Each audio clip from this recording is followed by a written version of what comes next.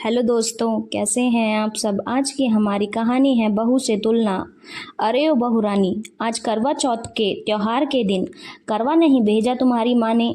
मानसी की सास रचना जी अपनी नई बहू को ताना देते हुए बोली।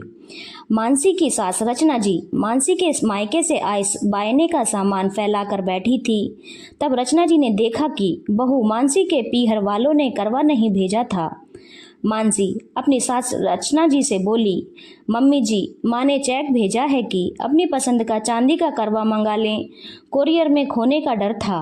हाँ, पर चेक में पानी भरकर अर्घ देगी क्या? चश्मा नाक पर सरकाकर रचना जी गुर्राईं। मानसी के पति अनुज ने कहा, मम्मी आप बताइए कैसा लाना है, मैं ले आता हूँ। अरे तू कहाँ जाएगा, सुबह से ही बीवी की चाकरी में लगा है। 4 बजे उठकर सरगी खिलाई और अब भी चौके में घुसा है। भाई हमने भी करवा चौथ के व्रत करे थे, पर हमारी दरोगन अम्मा जी के सामने तेरे पापा मेरा जरा भी हाथ बटाने में शर्माते थे।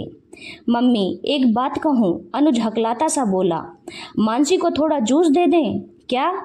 निर्जल कैसे रहेगी? रचना जी एकदम उछलकर बोली, अरे हम भी प्यास के मारे हलकान हुए थे, पर मजाल है जो एक घूंट पानी हमारी अम्मा जी ने गटकने दिया हो। ये नई नई रीतें चलाने की जरूरत ना है। तभी रचना जी मुंह बनाते हुए बोली, मानसी बहू, तेरी मम्मी ने कितनी हल्की साड़ी भेजी है मेरी, और देख तेरी कितनी अच्छी भारी साड़ी है। तेरी मम्मी को देखना चाहिए था। अरे अपनी बेटी को तो जिंदगी भर देंगी, पहली बार तो सास को बेटी के ऊपर रखती। खैर, तभी रचना जी का मोबाइल बजा। उधर से मानसी की ननद सोनम थी। क्यों मम्मी, हाथों से बटोर रही हो क्या समधियाने का माल? सोनम चहकते हुए बोली, अरे बिटिया काहे का माल, बस मेरी साड़ी और शॉल है। तेरी साड़ी के साथ तेरे पापा, दामाद जी और अनुज के सूट का कपड़ा, सब पर टैग तो बहुत महंगे लगे हैं। राम जाने, देखने में तो ऐसे ही लगे हैं।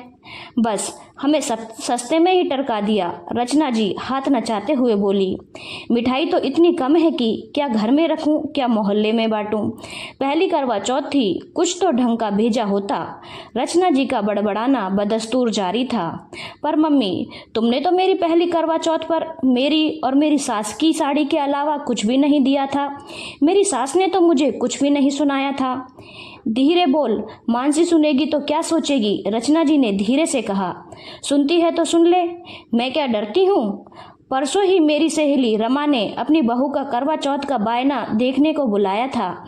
क्या बताऊं, इतना सामान था, मेरी तो आंखें खुली की खुली रह गई। रचना जी बहुत देर तक बड़बड़ाती रहीं। सोचा था कोई बात नहीं, मेरी बहू के मायके से इससे 21 ना आए तो तब कहियो। मेरी तो नाक ही कट गई। अब रमा सारे मोहल्ले में सिर ऊंचा करके घूमेगी।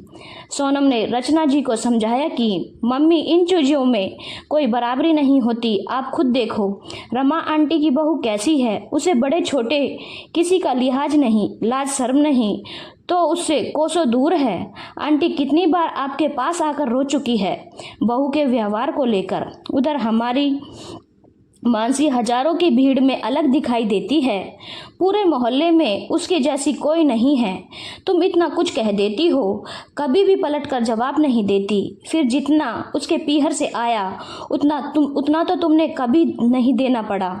मेरे ससुराल वाले तो जो भी तुम भेजती हो कभी मीन मेक नहीं निकालते, हमेशा तारीफ ही करते हैं। मम्मी, आपकी नाक तो मानसी की वजह से ऊंची है। सामान तो सिर्फ दिखावा है, किसी के लिए दिए से घर थोड़े ही भरता है। असली गहना तो मानसी के रूप में हमें मिला है। आप ये क्यों भूल जाती हो? बस बस, अब लेक्चर बंद कर। पता है, जब से अनुज का ब्याह हुआ था मेरे मन में एक ही अरमान था, बहू के मायके से तीज त्योहार पर ऐसा सामान आए कि लोग देखते ही रह जाएं। पर मम्मी, मेरी सास भी अगर ऐसे ही सोचने लगे तब आप क्या करोगी? सोनम ने अपनी माँ से पूछा। अरे हमने तो तेरे ब्याह पर ही सब तय कर दिया था कि बहुत लेन देन में हम विश्वास नहीं करते। हमें जो कुछ देना था एक बार दे दिया, बाद में कोई उम्मीद ना रखें। रचना जी गर्दन तान कर बोली। सोनम भी कहाँ मानने वाली थी, बोली, मम्मी, मानसी भी किसी की बेटी है। उनके पास कोई पैसे का पेड़ तो नहीं लगा, नौकरी पेशा वाले हैं, बंदी बंधाई तनख्वाह पाते हैं। आपके तीज त्योहार की रोज रोज की इच्छा को कैसे पूरा करेंगे, आप खुद सोचो। आप बेटी और बहू के लेन देन में इतना फर्क कैसे कर सकती हैं? सोचो, कल को आपके इन छोटे छोटे लालचों से तंग आकर अनुज मानसी को लेकर अलग हो गया, तब क्या होगा? कहकर सोनम ने फोन काट दिया। रचना जी के दिमाग में रात भर सोनम की कही बातें गूंजती रहीं। सोनम की बातें उनके समझ में आ गई। सुबह उठते ही उन्होंने सोनम को फोन लगाकर कहा, अरे मेरी बेटी इतनी समझदार है, मुझे तो अब पता चला। बेटा तूने मेरी आंखें खोल दी।